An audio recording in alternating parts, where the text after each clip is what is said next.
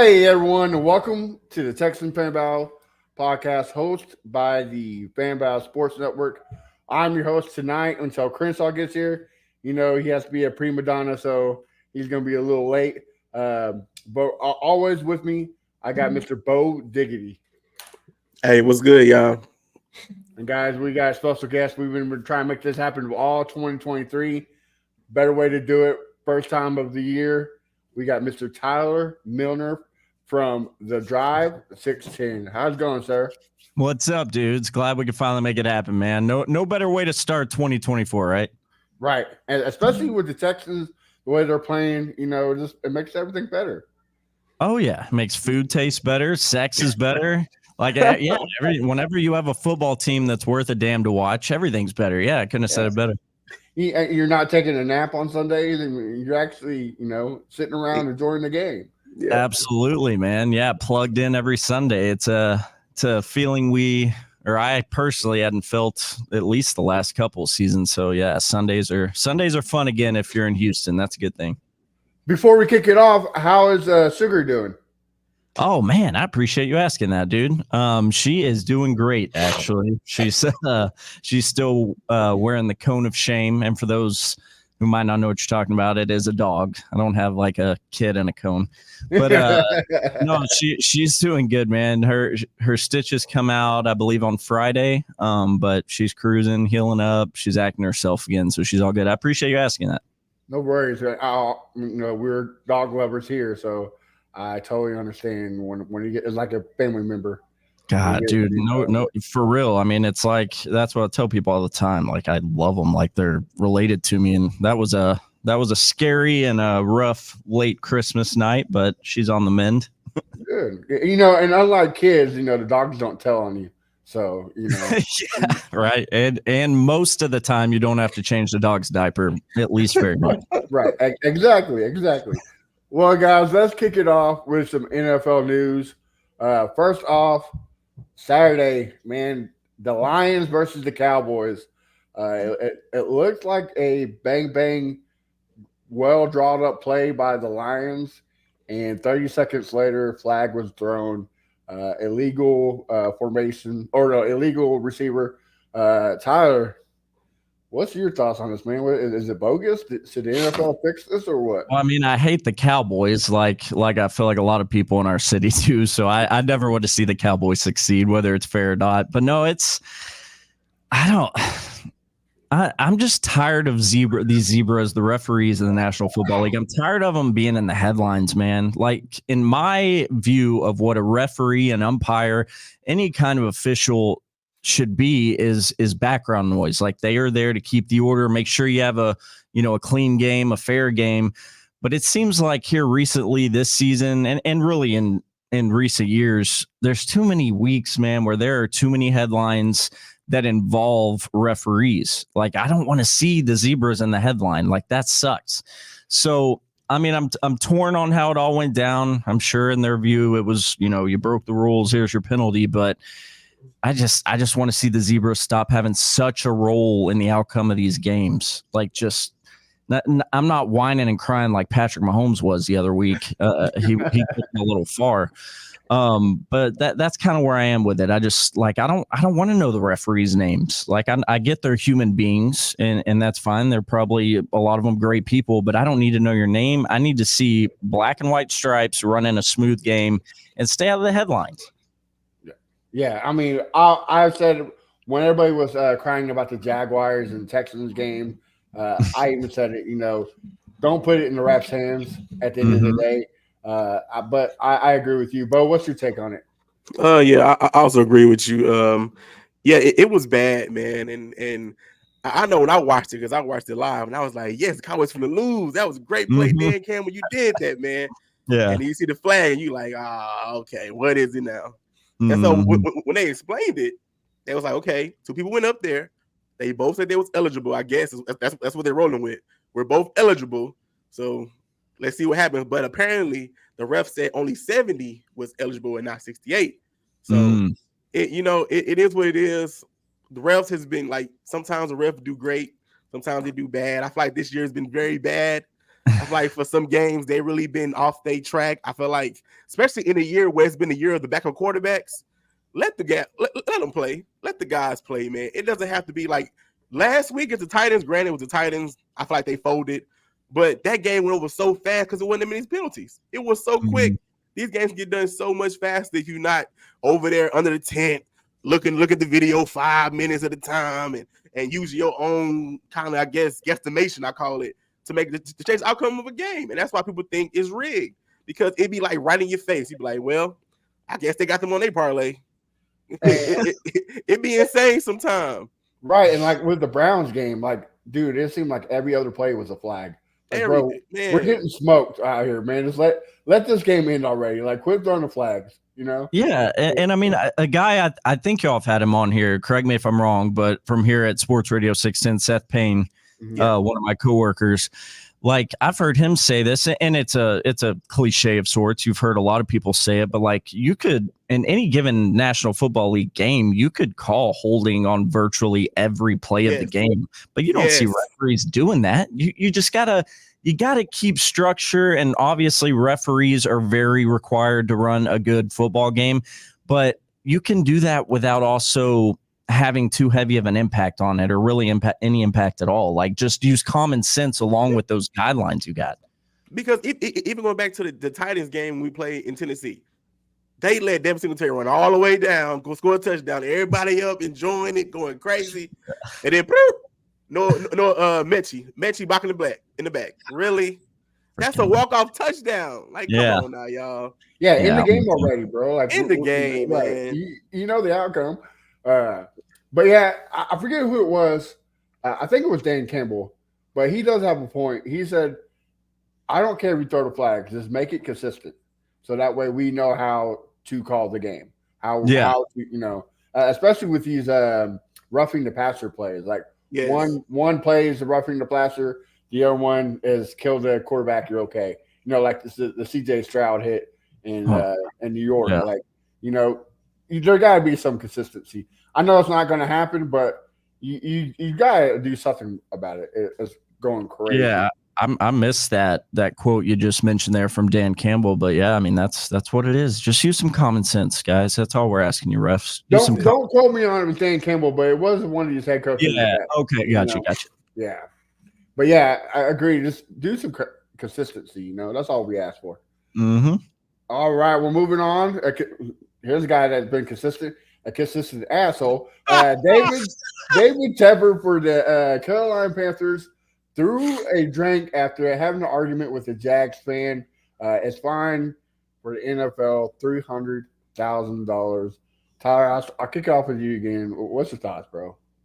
Man, ultimately, bottom line with this whole story with David Tepper, the Panthers owner, is, and I felt this way before I saw it, but I'm in line with the great J.J. Watt. And I don't know if y'all caught him earlier today on the Pat McAfee show, but they were talking about this Tepper situation. And Watt had a lot to say, but basically at the end he said, like, man, I need to know what that fan said. Like, what did that fan say to Tepper that drove this billionaire NFL owner to, you know, throw his drink on him? Like, and that's where I am with it, man. I really am. Like, I think that is a very important aspect of this story. Like, could Tepper have been more mature and realized, yes, you're always going to be in the public eye now, you're an NFL owner? Could he have done all that? Yeah, sure. He probably don't throw the drink, just handle it a different way. But right now, I'm just curious as hell as to what that fan could have said. I mean, did he say something about his mama, his wife? Like, what could he have said that drove him there?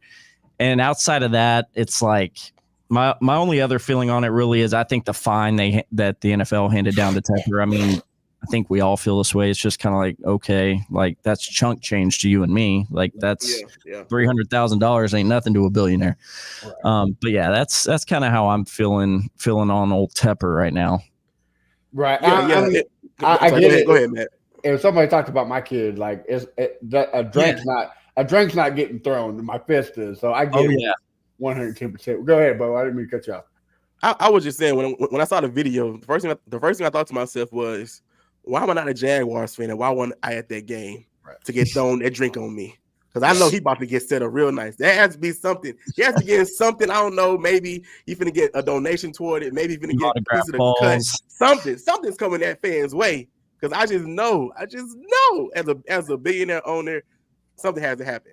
But beyond that, I'm allergic to ice. I'm allergic to liquid. I'm allergic to everything. I'm like, what is that? What is that, brandy? I can't have brandy on me. I'm letting it fly. And if there's a court date, I'm walking to a court date with crutches on and bandages around. They're like, oh, you throw a drink on you. I was like, yeah, I know. I'm highly allergic. But beyond that, I'm just saying maybe the fan was like, you should have drafted CJ. And he was like, this is the last straw. I'm tired of people telling me I should have drafted CJ instead of Bryce Young and threw the drink on him. We don't know what he said. Like you said, we don't know what the man told him. Yeah. But it could have been anything. But yeah, he should have handled it a little bit better. You don't need to throw drinks on people. You're a billionaire. You might have lost that game, but you won in life to be a billionaire. Exactly. So yeah, that's why I don't know why you're so mad. And now you're losing the PR battle this week. Exactly. Yeah, it kind of reminds me of the situation a couple years back when the Chiefs won the AFC Championship game, and Brittany Mahomes sprayed the whole crowd with champagne bottle. I forgot about that. The difference is he's not the owner, but also like down in Florida, it's probably 70 degrees. Up here in Kansas City, it was like 20 degrees. So yeah. So yeah, a little different, but well, moving on again. Before we came on, kind of broke a little bit of the Pro Bowl. Right now, the only one who guaranteed made it from the Houston Texans is Laramie Tunsil. I know Nico Collins, C.J. Stroud, Gernard, and a couple others made reserves. Tyler, who do you think got snubbed off this list? I mean, we all know it's a publicity. And that's what I was going to lead with, honestly, not to dodge your question, but I'm honestly at a point now where I'm like, in recent years, I'm just kind of getting over the Pro Bowl, man. I mean, I get that it's cool to be able for a player to be able to throw that on the resume. I get that it might come up here and there in contract talks, but with this fan driven and everything it is now, I want to know who the all pros are. Like Pro Bowl, all right, you're going to get the free vacation to wherever they're holding it now. But Vegas, I believe, right? Still Vegas. I think you're right. Vegas. Yeah. But yeah, I mean, if anyone on the Texans did, like you said, quote, get snubbed, I mean, I'd probably have to go with Stroud just because that's quarterback, and that's a rookie quarterback in the NFL doing things we have never seen before from a rookie quarterback. So I'd probably go Stroud. But yeah, at this point, it's like, okay, yeah, good job, Laramie. Fourth Pro Bowl, man. Now, can you just have your ass on the field on Sunday? That's what I care about. Amen. Amen. That's why I was kind of confused that he made it. No offense to Laramie, congratulations, but I was like, damn, he actually made it. But hey, congratulations, cool. Mm-hmm. That's that. Like you said, it's a publicity stunt, so cool, man. Way to go. But it's like, man, that's not the guy I voted for, but all right, cool. Yeah. Out of the three of the AFC, it was Tua, Lamar Jackson, and Pat Mahomes. People that don't know, I believe he should have been above Pat Mahomes. That's just me personally. I feel like Pat Mahomes have been having a struggling year. So I feel like, of course, yes, you give it to Lamar Jackson. That's a no-brainer. Tua's been playing off the charts. He got Tyreek Hill. But I feel like CJ could have bumped Pat Mahomes. That's just me. Yeah, no, I have to agree on if you're picking one, yeah. I mean, you make the argument, too. He used to be over Tua because if you put CJ Stroud with Tyreek Hill and Waddle and the weapons he has down there in Miami, CJ Stroud will be doing way better than the way he is now. You know what I mean? So that is true. So either way. But enough with the NFL news, fellas. Let's jump while we're here. Let's talk about some Texans news. Let's go. Well, it has been announced new jerseys will be unveiled before the draft this year. Tyler, man, are you excited for these new jerseys? Dude, I am electric about this. I am pumped about this. I think about it off and on ever since we first really started hearing the whispers. It's exciting, dude. I mean, because like y'all know, I mean, this is an organization that didn't start playing football until 2002, and there has been no changes. And you combine that with just where we are right now with the Texans, and nobody saw this season coming, regardless of drafting Stroud. And now you have a football team that has a chance to win the damn division on Sunday. All of that working together like as a perfect storm heading into next season, and then you get the new uniforms that I think are going to be freaking badass. Like that is something Texans fans can legitimately be excited about, and you can be excited about the product on the field at the same time. It's beautiful. Yeah, and obviously there's going to be 4 new different uniforms. The logo is staying the same, and H-Town blue will be a asset color for the jerseys, not the main color. Bo, what's your thoughts on this? Oh yeah, I'm excited. I've been waiting for new jerseys for a while now. Yeah, it's great for the coach. I feel like for the past couple of years, you've seen the culture shift to, I guess, the Texans front office being more involved and doing different things and hearing the fans. You know, that's a big thing. Most teams don't care what the fans think. Most teams will stay stagnant for forever and just go their way. But I feel like they've been asking for the fans' input more and more, and it shows. It's showing that they're actually trying to care about what the fans want to see. So I'm ready for it. I think it's dope. New jerseys. Yeah, you got Cal out here cooking burgers. He's giving giving refunds. He's giving refunds to people who bought Deshaun Watson's jerseys. You know, he's actually listened to the people. You know, he's actually taking, got the coach that we wanted, got the player in the draft that we wanted. Exactly. You can say he finally listened. I don't know if someone came to him and told him some things, but he's been in front of the camera. You know, he's been seen more. He's been in videos more, productions more. He's just been around. He's been reachable, if that makes sense. You know, so it's amazing to me. Now, I'm not saying like Jerry Jones reachable, but he's actually, shaking hands, kissing babies, and hearing the fans. So I love it. I don't think you can understate either the role that Hannah McNair has been. Oh yeah, yes. Amazing job. Amazing. I love her spirit. She's fiery. I think she has a great pulse of the fan base. And Hannah McNair, man, she's becoming a fan favorite in Houston. But the new uniforms, like you said, that a big part of that was them listening to the Texans fans, like not only wanting something fresh and new, but you're listening to the fans by involving this color that basically is going to look like Columbia blue. I'm going to piss the Titans off. I don't care. It's going to be awesome. But yeah, it's going to be great, dude. It's exciting. The team, I can't remember his official title, but he does a shit ton for the Texans behind the scenes, administrative type stuff. Doug Vosick, he gave some of us here at Sports Radio 610, he gave us a presentation a few months ago. We didn't get any actual like straight up look at the new jerseys at the time. I believe Nike was actually still working on them, but they gave us a presentation about the ideas they were incorporating and what they were doing with the new jerseys. And I'm telling y'all, like, I have no idea what the final product looks like, but the ideas they were meshing together are sick. Like, I'm talking, a possible, you mentioned the logo. It is staying. The original Texans logo is staying, but the NFL allows you now to have like a secondary logo, right? So that logo is going to make its appearance. It will be on the helmet for one of the alternate jerseys, not the Texan head.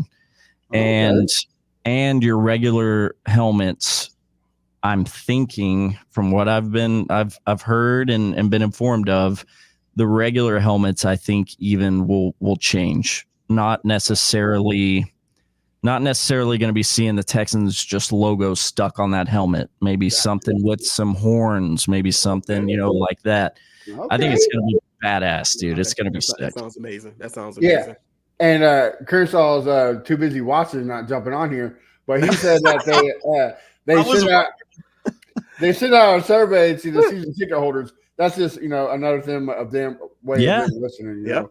So. And then after they sent that survey out, they had, I believe, at least two. They had two like events where they like invited in a certain amount of season ticket holders to like kind of have a powwow, a round table about it.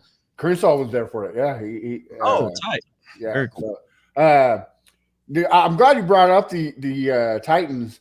Do you think this is a reason why we're getting new uniforms? Because the Titans are kind of throwing the Oilers uniforms in our face? Or you just think it's I think time for new culture, new jerseys. Is that what it is? I think it's very possible that it's some of both. And more specifically, kind of just going deeper with that, I think it's very, very possible that just the fandom, the Texans fan base, and a lot of those people being former Houston Oilers fans, them seeing the Oiler blue, the Columbia blue showing back up for Tennessee and those Oiler uniforms, I think that sparked something in those fans too. And Texans ownership, like we were just discussing, and they've been listening. They've had open ears with the fans here in Houston.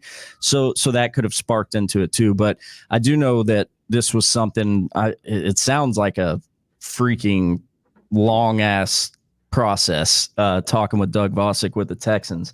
I think it's something they started, a year and a half, if not more ago, the whole process of it. But yeah, I mean, there's definitely some fire there between the fan bases, between the organizations. I mean, I don't know if y'all saw Hannah McNair talking with our guy Figgy. Yeah, I was about to bring that up. Yeah, getting the brooms up.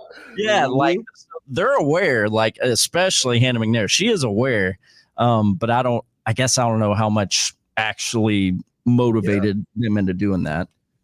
Okay, all right. Well, Bo, you got anything else to add? No, not on that topic. Just I'm ready to see the jerseys. I'm ready. I'm fired up, bro. Me too. Like I'm ready to pre-order. Like let's get it going. I need one quick. Because okay, I did have one thing. I don't know if y'all been on Fanatics, but they have a black one on there. I don't know if that's gonna be one of them, but I'm waiting. I haven't pressed purchase yet, but I'm waiting to see what's gonna happen. That's why I'm waiting on them. That jersey is clean. I saw that. All I'm telling you. I look at it, I be like, answer the card. I'm like, what they finna do? Maybe it's just a different jersey. So I'm waiting. All right. Well, we kind of already recapped on Sunday of the Titans game. So Tyler, let me get your thoughts of how the Titans game went in your eyes. I'm just got a big smile on my face anytime the pretend Oilers in Tennessee lose, especially at the hands of the Texans. No, it was beautiful, man. It was obviously Stroud's first game back, right? So that's kind of what I was looking for as the game started, like, praying at the same time we didn't see him get hit too hard or anything. But no, Stroud looked like he picked right back up where he left off, even though he doesn't have one of his favorite receivers in Tank Dell now. And you see Motor Singletary really picking things up for the Texans ground attack. I was very pleased with the outcome. Always big whenever you can get a win against someone in the South. And now, because of that win, it's even bigger because you're playing this coming Sunday for a chance to be in the playoffs, which still sounds kind of nuts to say out loud. Yeah, for real. Like nobody in the world, you said Houston Texans would be like, oh yeah, we have a chance to win the division this Sunday. Nobody thought that. I thought the Jaguars were going to win 12 games at least, and here we are, You gotta love it. Jag's gonna jag. Hey, I'm here for it. I'm here for it. The one thing I'm impressed of is Will Anderson Jr. He only had 12 snaps the whole game, and he had 2 sacks, 3 QB hurries, 5 QB hurries, 3 QB hits, and a tackle for loss. So all 12 snaps, his presence was known. Pretty efficient. Yeah, yes. Dude, just imagine if Gennard was there. Like, oh man, it wouldn't be 6 sacks; it'd be nonstop. You know what I mean? So, I'm excited for the future. We get a defensive tackle in the free agency or in the draft. Yeah. Like, this defense could be so good. Miko's a defensive mind, so that's what we got to hope for. But no, Will Anderson, man, it's weird because just the way it all went down in this past year's draft with Caserio making the moves he did and the craziness that was the first round of the draft for the Texans. It's weird, but I feel like for me at least, and maybe some fans, Will Anderson Jr. can at times almost become like what am I looking for? Like a side thought, because we're so focused on Stroud, right? And rightfully so. And he's quarterback, most important position in professional sports. We went through the Watson shit, and now it's looking like we got our franchise quarterback. So it's understandable, but I found myself at times throughout this season almost like not really giving Will Anderson Jr. probably the attention that he deserved as the great player that hopefully he becomes. but that dude is a beast. He has a motor out on the practice field like I haven't seen since I've been going out to practices working here for the radio station. He just doesn't stop. Seems like he has endless amounts of energy. And for as nice and as funny and a great interview Will Anderson Jr. is, that man is terrifying as hell whenever he throws the helmet on. I bet. If he was chasing me, I would shit my pants. I bet he's like JJ Watt. Like, dude, you're cool, but like, nah, man. Yeah. Go ahead, Bo. Sorry. No, they talk about like in football, the switch. Players don't have a switch really. But I thought he has a switch where charismatic, smiles, funny, enjoyable interview. But then on that field, like you see on the sideline, you focus, locked in, got that face on. You like, man, I ain't trying to block him. I ain't trying to block him. No, man. And like you're saying, you hear him in these interviews, and it's almost like a childlike joy, and just like he's just giggling, and like he's real relatable. And then he gets on the field and he's just murdering fools. But you mentioned JJ Watt, Briggs. Speaking of, Will Anderson Jr. after last game broke the Texan rookie record for sacks in a season by Justin James Watts. That's pretty neat. Yeah. So here's my next question to you. We kind of already talked about it. So the Capitals will trade up to him. Now that you're seeing what he's potentially, could do, was it worth it, or is it still too much? Oh yeah, no, I don't think so at all. When Nick Caserio made that move now, whenever Caserio made that move up then, and even now, that gives me some Southern blood flow, my friend. That turns me on because you just flip. I mean, those two guys alone are part of how this script has flipped so quick. Yes. Like their impact on this turnaround in year one is bonkers. Like it is nuts. Hey, go ahead, Matt. Go ahead. You're good. No, I say all the time, like people was like, "Oh, we gave away all this for Will Anderson," and I say, especially now, hindsight 2020, especially now, you see that our pick for the Cardinals around 16, 15, you're not getting a Will Anderson type player like that for that anyway. And the draft's always a crapshoot, like whether people want to admit it or not, like it is. Like those picks ain't shit unless they, ultimately, obviously turn into something. Go to the right. Yep, the right case. Yeah, right picks. I mean, like I love Travis Johnson. Amobi Okoye is one of the friends on the show. Mm-hmm. But I mean, there's a lot of first round picks that don't pan out. That's just the name of the game, Facts. Kenyon Green is looking like that. You just don't know. So everybody's like, "Oh, you gave up 3 first rounds." No, you gave up 2. Yes, you swapped 1. You just swap. Yep. Yeah, yep. You don't know if you're ever going to come across a player like that. Exactly. And let's be honest, Will Anderson was probably the number 2 pick, but they're not going to trade up for CJ Stroud because then you're talking fourth. He's taking all the picks in the world for him. Yep, I agree. And then you're definitely fuck those picks, like because CJ Stroud's definitely worth all those picks. So he made the right move. Shout out to the Cardinals, man. Thank y'all for righting y'all wrongs for that DeAndre Hopkins, David Johnson mess that y'all did back in the day. So thank y'all for giving us that pick so we can get Will Anderson Jr. Thank you, Cardinals fans. Yeah. So I'm okay with it, man. Bo, do you have any additions to your take on the Titans and Colts? No, not at all. My last thing about that is Derrick Henry, you're done. We ain't got to deal with you no more. I believe he's not going to be a tight end. You're done. Get out of the AFC South. We stopped shit twice this year. You're not the king no more. Fun fact, if Derrick Henry would have scored a touchdown, he would have been the first or second to get, I think, like 5,000 yards or 9,000 yards and 100 touchdowns before 30 or something like that. It was something crazy. I believe he turns 30 on Friday, so the Texans ruined that for him. So hey, sorry but not sorry. That's I'm okay with it. After what he did to us these past couple years, I'm not sorry at all. No, not at all. Them games back in the day where he would run over us, stiff arming our players left and right. enough is enough. All right. Derrick Henry's been nightmare fuel for Houston for way too long. Man.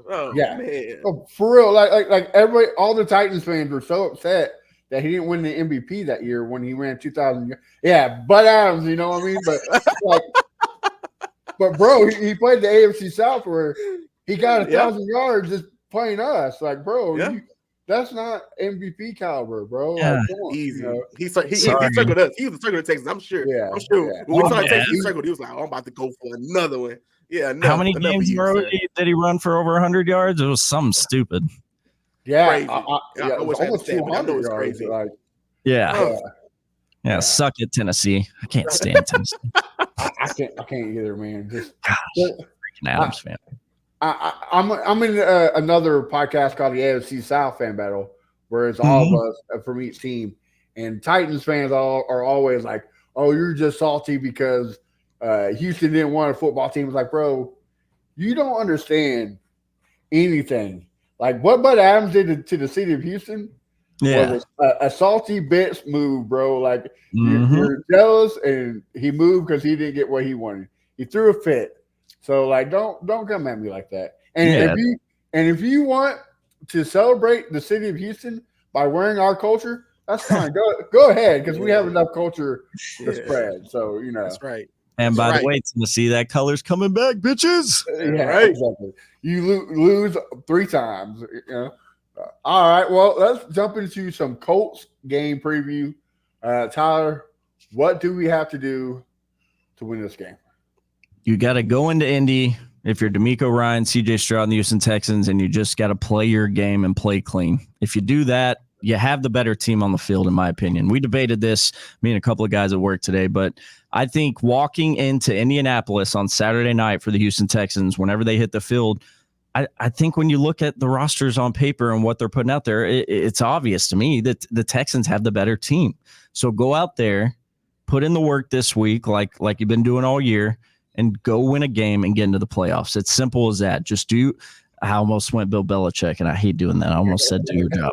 But just go in there and just do it, man. You already lost a game to them this season that you shouldn't have, which makes me sick. But you got to win this one and just send us into the playoffs and make Texans fans everywhere happy, smiling. Yeah, I've kind of gone on this conclusion. Like, you can't really tell what a real football team is going to be until like after week 5. Like after week 5, everybody's gelled. The coaching got like Thanksgiving, right. So I think week 2 is not the same team as of now. Like you got full faith in CJ. The offensive line is gelling.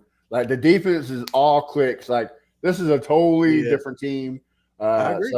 So yeah, I agree with you, Tyler. You got to do your job, especially if they get Grenard back. Sorry, Bo. Go ahead. No. Go ahead. Oh, I was just gonna say, Grenard was at practice today, which is a great sign. But if they can get Grenard back, you mentioned it just a while ago, Briggs, when we were talking about Will Anderson Jr. and his big performance last week. You're gonna hopefully see a spike in Will Anderson Jr.'s snaps he sees this week. We mentioned only the 12 snaps he got this past game.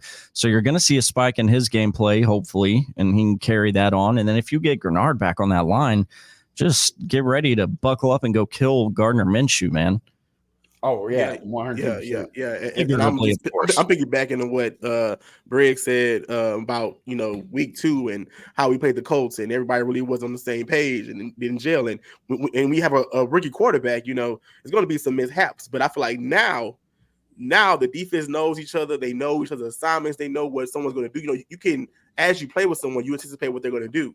So I feel like they're gelling together and knowing like, okay, Denzel, he got that hole. Okay, Christian Harris, he gonna be there. Okay, yeah, I know. Hughes gonna have this play. Stingley gonna cover this guy. So I feel like they're gonna play lights out. I feel like the Titans was a tune-up game, and I love that they got a chance to play something like that to where they could just work on fundamentals, because you were gonna beat the Titans anyway. But work on fundamentals, try things here, try coverages there, try blitzes here, so that way when you play the Colts and you have to win that game, you're gonna be on the same page. Yeah. Also, like CJ came out and said it after the Colts game. He's like, they don't trust me. Put your trust in me. Yeah. Let's do it. And look what happened. The Pittsburgh game. We murdered the Jags. Like we straight up. Oh yeah, the Jags was for. We went to Jacksonville. Right. Yeah, we went to Jacksonville, right. and that's when C.J. Stroud got put on notice. Yeah, no drinks were thrown. Yeah. Yep. We had no drinks. No drinks were thrown. Our owner is better than David Tepper. You know. So, but Shout out. Yeah. You know, like you said, we gotta go out there and kill Gardner Minshew. He is 0-3 when starting with the Texans, 0-2 in prime time. So a lot of people are like, oh, well, the nerves might affect C.J. Stroud. Man, he played in Ohio State. Like, there's no dude national championship. Like, come ice on, in his veins, bro. Right, you're right. I think if anybody's gonna be nerves, it's got to be Gardner Minshew, right? Like the season is falling upon him. You know what I mean? And he knows, like, I mean, just given the situation, you know, he finds himself in, and the only reason he's starting is because of an injury. Like, he knows that every game for him right now and his future career in the NFL matters, especially this one. I think you were just saying, Briggs. I mean, we all know this is win and you're in for both teams. So Gardner Minshew's got to be thinking, like, man, like, if I don't win this, where do I go from here? Am I backing up again somewhere next year? Am I out of the league in a year or two? Yeah. So I think you're onto something there. And you also, like, we probably make it for Stefanski over there in Cleveland. A whole bunch of other coaches, but for when it comes to Shane Steichen and D'Amico Ryan, whoever wins this game, their chances of winning Coach of the Year skyrocket. So this is a big game for those two. So it's come on, bring that hard work. Like, let's take it. Offense Rookie of the Year, Defense Rookie of the Year, Coach of the Year. Like, Caserio sure as hell better win Executive of the Year. He has to. I mean, he has to. Yeah. With the many injuries this team has faced, and with the key pickups like Barnett, Sanders, Green Jackson, like, you know, this Turner, Desmond King. Desmond King. Yes. Let him go to bring them back. You know, come on, man. Like who thought Damian Pierce was going to fall hard on the face? You know, and then he and then you bring in Singletary and totally different offense, bro. So, like, I agree with you. If he gets snubbed, I think we should riot the streets.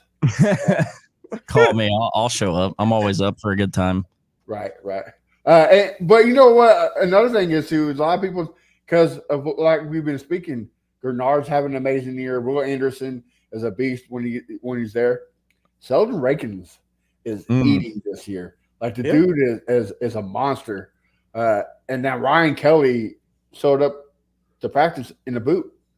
Like, as a Texan fan, you like, man, this defense. Gernard, Rankins, and Anderson, like, come on, bro. Like, you just gotta be lifting your chops. Like, and in prime time, we finally get to watch a game that's not at 1:00. Exactly. Like, let's do it. But what's your take on how we win this game? Because if Taylor playing, y'all know if Taylor is playing the running back for the Colts, he's playing. Moss is questionable still. You got to stop Taylor, man. You got to stop Taylor. And we've been saying it all year, Matt. We've been saying it all year for this past season is you can't let these average quarterbacks look like Pro Bowl Hall of Fame quarterbacks. And Gardner Minshew is an average quarterback.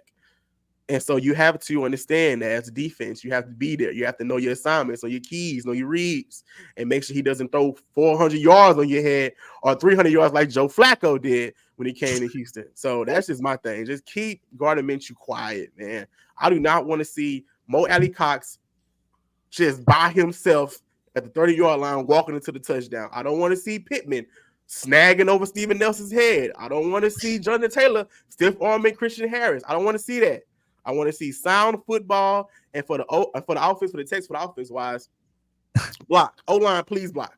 Please block for C.J. Stroud. Let him go through his keys. Let him go through his reads and find an open man. And just like how C.J. Stroud did this pass against the Titans, take the check down. Get the 3 yards. Get the 4 yards. Get the 2 yards. Don't be in 3rd and 9 most of the game. Please don't be in that position. And we can win this game. Even if you're just kicking field goals. I have faith in that defense that if you kick 5 6 field goals with Khalil Fairbairn, and you Let's get go, what's that? 3 times 6, 18. If you get 18 points with Kamimi, defense should not let them get over 14. That's just in my opinion. That's my opinion. I love it. I kind of agree with you. Like you got to put pressure on. Have to. Gardner Minshew. You got to throw some blitzes out there. The only thing, they both run the cover 3 zone defense. So to me, I think if you're going to throw the ball, it's going to be a shootout. So can I just say as well, for the love of God, when this game starts Saturday night, can we not on the Colts' first offensive drive have a play that should go for a deep play, if not a deep score? Because it should have happened again this past week if it wasn't for whoever that was, Butterfingers. Burks, yeah. But guys, like we're starting games here lately, and it's like the first drive, like someone's getting behind the safeties, and I'm like, what are we doing? Like, can we just not have that this week? But I feel like D'Amico preaches stop the run so much that the safeties just be so antsy and they be ready to help. And before you know it, that you looking like this, you your head is up in the air and the ball is going past you. Oh shit, that's my guy. And it's a touchdown. It's like, oh my God. Yeah. Yes. And that's why you see Petrie sometimes bites. He bites a lot because he's sometimes in the box and he goes to make the tackles. But he has to be disciplined. Whoever's back there, the safeties, you have to be disciplined and know to not bite on the play action. And I think that's a good reason why you bring in Kareem Jackson, a veteran, right? Yes, right. Where hey, Petrie, when they do that, don't bite. Correct, don't bite. I got it. If anything, I got it. I'm a strong safety. You the far safety. I got it. You go back there and make sure that goes above our head. You stay on your island. I got yes, 110%. And you talked about against the Titans, we did a lot of checkdowns. I think that's the greatness of Bobby Slowick. Is they saw that C.J. Stroud got knocked out. Because a lot of times is he's looking for that big play that he loves. Yep. And I saw a lot of times he did look for the big play. It wasn't there. Check down to the tight end, check down to the running back, check down to Woods. Like, that's what we need. So keep that up. Bobby's display, Slowick's display of medium to intermediate pass plays last week against the Titans was the best I've seen, I think, all year from the offense. I mean, those anywhere from 5 to 10, 12-yard pass plays were just automatic. It was on point, on time. Yep. I agree. And with Noah Brown most likely being out, we need Mechie. We need Hutch. I wouldn't count on that one, bro. I know. At least look, you don't have to show up. Be the decoy route. Just run some decoy routes and get somebody open. If you're not going to catch the ball. It hits you right in the hands, bro. Right in the head. Come on, son. I'm really, really hoping and praying for just a really, really strong offseason for that guy. Because we all want to see John Mechie succeed, not only because he's a Texan, but we all know his backstory with cancer and everything. Yeah. But I think if he's got one more chance, man, he's got this offseason and then see if he can make the team, because it's been a disappointing year for John Mechie. It's so many receivers in this upcoming draft. It's insane. So, and Dalton Schultz has to be a main factor. Yes, he has to be a main factor. Yeah, especially in the red zone. I agree with you, Bo. If we can win off of Fairbairn, that's fine. But bro, give Schultz the ball. Give him an end zone. Let's score. I'm tired of these field goals every week. Let's put some points on the field. I've learned that's reality. I was tired too, but I've learned that's just reality sometimes. When we get in the red zone, we're not going to punch it in every time. So I just be like, okay, just don't get out of field goal range. We put some on the board. That's all I can hope for. And, I think the way to win is clock management, run the ball. Singletari's been phenomenal the last couple of games. Really has. I mean, dude's averaging 5 yards a carry this season. Just give him the ball, let him eat, and control the clock. That's how you win. That's how you beat the Titans. Like Bo said, the game went by quick, no penalties. So that's what you got to do. You just got to preach discipline this whole game. So go get a dub, boys. Go get a dub. One quick thing before we move on to the next segment. There is a little bit of controversy to this game. it looks like the Colts and Texans drew a controversial officiating for the game. Tyler, what's we talked about earlier? I mean, what's your take on this? Yeah, I think I saw a tweet mentioning what you just said. I honestly didn't read too far into it. I just saw, I was like, oh yeah, Texans Colts game got a questionable officiating crew. Do you know, is this the crew with the most recent controversy that we talked about? It was the one where we went against the Steelers. We had like 11 to their 2 penalties. Oh, okay. Yeah, and same thing with the Colts and the Panthers. I think the Panthers had like 13, and the Colts only had 4. Okay, I got you. No, well then, I mean, in that case, I'm not going to go into the game really putting too many eggs in that basket, or thinking that that'll have too much effect. I mean, I could be very wrong, and that would suck. Yeah, but I'm not gonna, like Bo said earlier. I liked what he said. He said, basically perform and take the refs out of it. Like, just go do work, take care of these Colts. Don't let the Zebras have an impact on the game. Yeah, that's how I feel. I feel like some of these Texans fans are just saying, hey, we got bad officiating, so if we lose, we can blame them. Quit making excuses. We lose. That's just how it is. Mm-hmm. Look who finally showed up, man.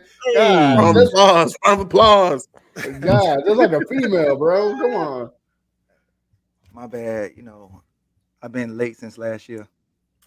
We've been talking about getting Tyler on the show this whole time. We finally got him here, and you coming late, man. What?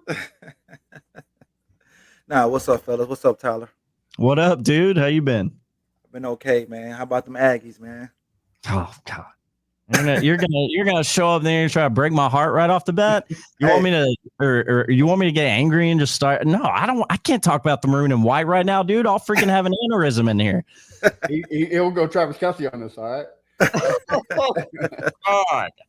God. Chris, we're talking about the Colts, man. What's your take on how to win this game? Like Bo was saying earlier, we got to stop JT. JT been killing us. I think we played him 4 times already. He's been killing us. Just stop the run and get at Gardner Minshew, man. Stop those quick, easy routes. And like Tyler said earlier, they always kill us on their first play. And, that's in the scouting report to, get behind Steven Nelson on the same route. And they know Peaches going to bite on it as well. Just do that. But like D'Amico said, we're a better team right now, and I think CJ's locked in. And I don't think it's not what can we do to stop them. What can they do to stop us?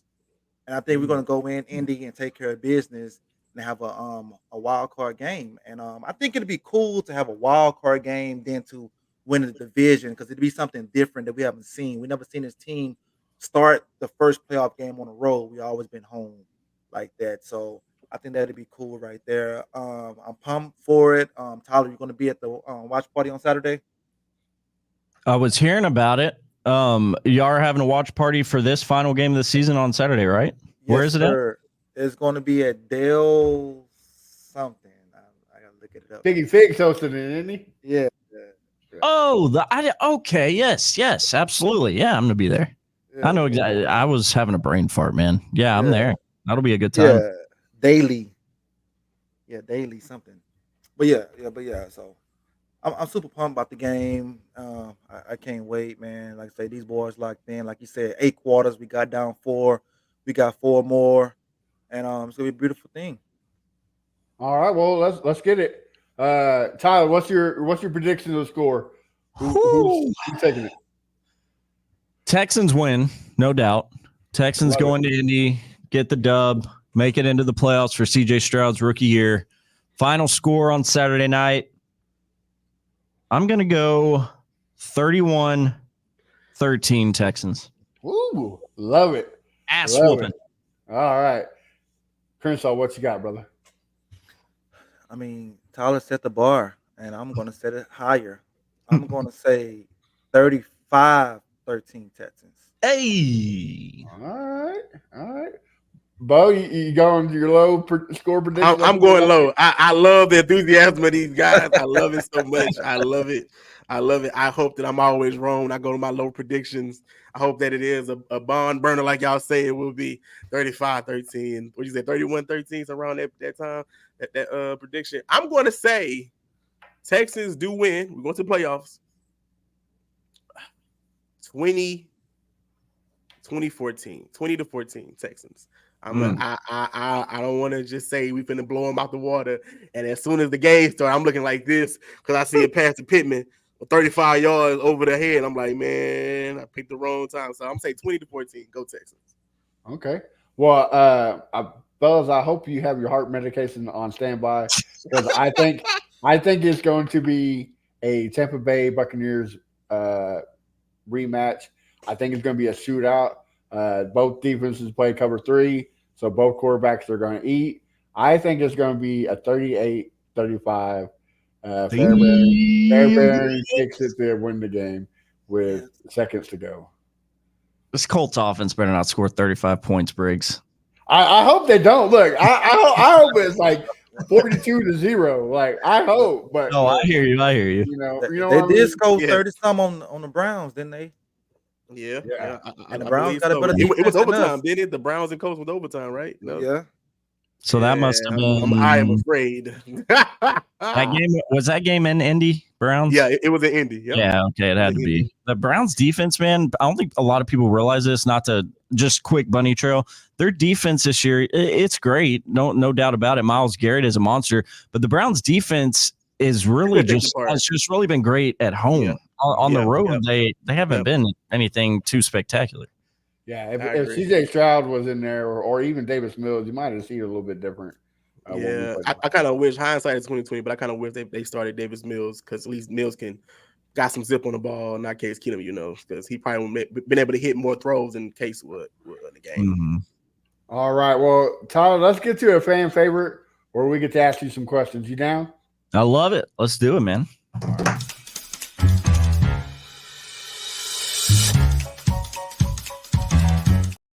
All right, Bo, you're up first, brother. What? I love the picture. I just had one. I had one question. I want to see what he's gonna say. Okay, you Aggie, gig him, right? Gig him all day. You was there doing a Johnny Manziel, Mike Evans time, right? I was. My first year at A&M was Manziel's first. How much work you got done during that season? I know it was crazy on that campus. Oh, dude, it was awesome. I couldn't have asked for a better experience in college as far as that aspect goes, being a football fan. It was amazing, dude, because I remember I transferred up to A&M from a JUCO, and, it's year one in the SEC. Everyone's hyped. Kyle Field, I'm sure y'all have heard this, but I swear I think it's the best game day atmosphere in college football. I'm sure I'm biased. But we're walking into the first game when I was a student, and we're all kind of like, man, like no one knew who the hell Johnny Manziel was. We were like, who's this little white kid like running around in circles out on the field? But that first game we played Florida, and it ended up being a loss, and it really wasn't a spectacular performance from Johnny or the Aggies, but it was a close game. And then after that Florida game, man, it was just like Johnny football. And it was awesome. It was amazing. It was really cool to experience that whole thing. I think this is hindsight's 2020. But if the Aggies do beat Florida in that first game of the year, Johnny's freshman year, his Heisman year, dude, I don't know. That Aggie team was really good. Mike Evans and Johnny were really good. That defense was really good. But anyway, it was awesome. It was amazing. Johnny Manziel, he did things on the football field at those home games I went to at A&M that I've never seen another human being do on a football field. Like he was just playing a video game. It was pretty neat to be a student at Texas A&M when Manziel was playing. Okay. So what you're saying is that you're going to talk to Evans coming free agency, right? Like come home. God, dude. I would go 6 to midnight if Mike Evans was wearing a Texans jersey. I would freaking. That would be amazing. All right, Crenshaw, what you got? When did you know you wanted to do what you're doing right now? Was it middle school, high school, or when you got to college? Man, none of the above, to be honest. I didn't know that I had a career or wanted a career in radio really until I came to Sports Radio 610 for the initial interview. Like I was at the time, I was in a completely different industry. My degree from Texas A&M has absolutely nothing to do with media, radio broadcasting, or the like. So to that point in my life, I'd had a couple of jobs out of A&M, and I hated the job I was in. Lost that job because I had an injury. Ironically enough, playing football, I tore my knee all apart, ACL, MCL, meniscus, all that. And I lost my job because of that. It was an on-your-feet job.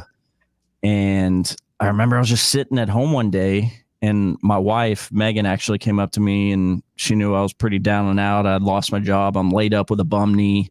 And she was like, man, you need to find a career and a job like you love and that you like. Because she knew I was going to work like miserable every day. Long story short, I've listened to Sports Radio 610 since I was a kid. I knew Lopez was an Aggie. Aggie Network helped me out a bit. So I just messaged Lopez on Twitter. He responded right away. He was like, hey, here's my boss's name. Here's his email. The rest is history. I came up here for an interview, and I was like, all right, I guess I'm going to get into radio. Man. Yes, sir. That was a good story. Yeah. Lopez has been on the show. He's one of my favorites. So. Oh, I love Lopez, man. I owe literally sitting in this studio right now at the radio station. I owe completely to John Lopez. He's a great dude. All right, can I tell you more? No, man, that's it right there. I like those stories, those backstories of how people got to where they're at right now. Keep up the good work, Tyler. I appreciate you, man. Seriously, I appreciate that a lot. Well, I got two of them. My first one, with Clint and Ron, they always bring the heat. What is the most funnest interview that you've seen these guys take? Oh man, I don't know if I should describe it as fun, but probably the most memorable to this point was whenever we had Jim Nantz on the show and Ron pissed him off and he walked off the interview. That was pretty entertaining. I'd never heard Jim Nantz like that before, that flustered. So we have fun with that every once in a while and bring it back to the surface. But that one I'll never forget. We've had some good ones with Texans players in the past. Our talk with Laramie Tunsil last season was pretty good. But yeah, that Jim Nantz interview will always stick out. I couldn't believe what I was hearing and what was happening. Like Jim Nantz just threw his headset down, was walking away from our show. I was like, holy shit. Yeah, I'd go Nantz. Nothing like who was that one guy that Seth Payne, John McClain, they all started yelling at him because he threw a fit on Crenshaw. You know what I'm talking about? You're not talking about the Josh Ennis, Seth Payne. Josh Ennis. Yeah. On Radio Row. Yeah. That was a wild back right there. Nothing like that, huh? No, nothing quite like that. God, that's so funny to think back on, dude, because that was years before I started working here. But I was, like I told you, I've always been an avid sports talk listener, and I was actually listening to that show live when it was going down, and I remember it and thinking like, holy crap. I was flipping back and forth between 790 with Josh Ennis and 610 with Seth, and I was like, they were both carrying it, and I was like, this is nuts. But that is a tremendous moment. That got a lot of coverage. That I remember that being all over like major sports media outlets all over the internet, and they're like, local radio hosts have feud on Super Bowl Radio Row, and I was like, damn. But nothing quite that bad. Jim Nantz may have been that bad, but the interview was not in person. He was in a different location. Okay. Well, the second one is, you talk about your love for sports and stuff. Who was the guy that you most admired as a kid watching sports? Oh, Craig Biggio, 100%. Oh, man. Craig Biggio was my sports idol. He was my mouth, right? I mean, like ESPN. Yeah, that was for sure my guy all through adolescence. I mean, he was why I wore, of course, wore number 7 when I played baseball every single year. Craig Biggio, no doubt. So you're a baseball guy or football your first love? No, I'd say baseball is, air quotes, my first love. It's probably the first thing I really got into. Football, close second. But yeah. And how fun have the Astros been, man? Now, hopefully we're getting to a point where the Texans are finding success, more frequently. Rockets, it's a great day to be a Houston sports fan. Facts. So, and then Houston Cougars football. Hopefully, it gets better with the new coach. Like, bro, it's great. Guys, go ahead. I hear what you're saying. I hear what you're saying, Briggs. And sure, for all the Cougs out there, I hope the best for it. But I don't got time to be wishing well for any other college football fans. All right, my mental state as a Texas A&M Aggie fan is in a bad spot, Briggs. I can't worry about the Cougs. Y'all, you know what? Best of luck. I need the Aggies to get their shit together. That's what I need right now. Good luck with that, there, Tyler. I mean, I'm telling you, that's like being a Texas fan the last 3 years. That's a tough road. Tell me about it, bro. It's been miserable my whole life, but here I am. Hey, the same thing with the Astros. So I mean, maybe there's maybe some gold at the end of the rainbow. Mm-hmm. But guys, any other questions before we let Tyler go? Yeah, I got a question.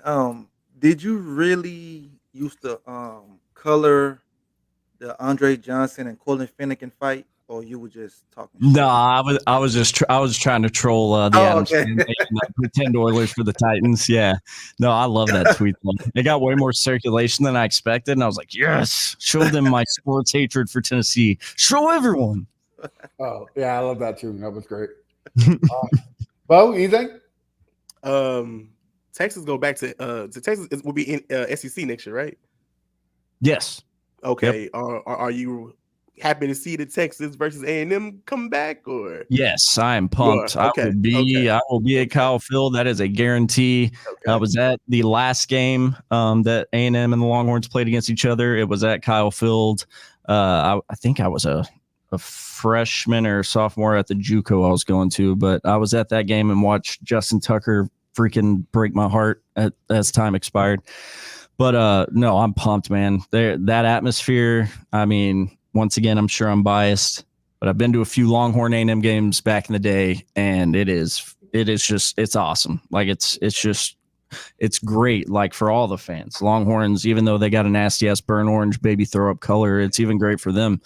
But I'm excited. I'm excited for it to be back 100%. Wish it was on Thanksgiving Day like it used to be, but we'll take Thanksgiving weekend. Okay. Yeah, that was it. That's all my questions. Tyler, before we let you go, who's winning, Michigan or Washington? Penix looks good, man. I'm gonna go Washington. Okay, all right. I always like the underdog, so I'm going Washington too. So love his story. So. All right, Tyler. Well, in the wise words of Crenshaw, this is the first part of the show because it's the end. Why don't you tell the listeners where we can find you and what you got cooking? That way we can support you. Yeah, no doubt. You can follow me on Twitter at TMillRealDeal. You can hear me on Sports Radio 610 every day from 2 to 6 with Clint Sterner and Ron Hughley on the drive. And yeah, man, check us out. Well, number one afternoon drive show in the city of Houston. And I think you'd like what we got for you. Follow me on Twitter at TMillRealDeal. And also his Instagram where you can check out his beautiful dog, Sugar. I'm glad he's doing well. Big old head. Crenshaw, what about you, brother? You can find me at Fifth Ward Crenshaw everywhere. And before we kick it to Bo, Tyler, you got to tell the folks where they could get that Steve franchise shirt you got on right there. They look like the slam dunk one, right? The slam dunk contest shirt. Yeah. Slam dunk contest. There it is. But the people can't see, Tyler has on a badass Steve franchise slam dunk t-shirt. It's black, franchise off the chain. Some on the back, Tyler. No, it's blank on the back. Blank on the back. Yeah, that's a bad motherfucker right there, man. But yeah, Fifth Ward Crenshaw everywhere. I'm gonna have to look. I can't. This is bad. I do too much online shopping, but I'm gonna have to look and see where I got it, and I'll tweet it to you. All right, cool. And Bo, what about you, brother? Yeah, always you can find me on all socials at Bo Diggity 713. And you can find me at A1 Day One Texans, and of course you can find the podcast Texans Fan Battle everywhere. Like Crenshaw said, he's going to be at Dailies with Figgy Fig. Hopefully, Tyler at the live show. Make sure you check it out. Maybe you never know. Crenshaw's been stumping some fans with some trivia questions, so he might keep it up at the. I like it. Watch party, so I'm gonna put this out there. I would buy the first shot when we score a touchdown. Okay. Hey. There you go. There you go. And we will score a touchdown. So make sure you make Crenshaw pay. So, all right, guys. Until then, we'll have a wonderful day, and hopefully, we're talking about playoffs next week. Playoffs? Playoffs? You talking about playoffs? We going live right after the game. So Yes. guys, make sure y'all tune in right after the game. So maybe 10:30, 11 o'clock at night. We going Late live. as hell. After hours, OnlyFans hours. So we're gonna be live. Make sure y'all take y'all nap. Take y'all nap. Yeah, and watch the game, and then watch the after the game. So make sure you guys tune in. I'm gonna go live at the bar, so you can interact. You want to get on the show, you can get on the show, talk your shit. We're gonna do it big. Thank y'all for listening to us all year. It's been a good journey, and it's going down. And we out. And hopefully we score like Tyler, me, and Crenshaw saying. Hopefully the Texans score like 40 points, so that way Crenshaw has 8 seats to the win and makes a hell of a show. So yeah. Tell you guys have a good night. We'll talk to you later. They had a Pro Bowl for talk shows. We get selected.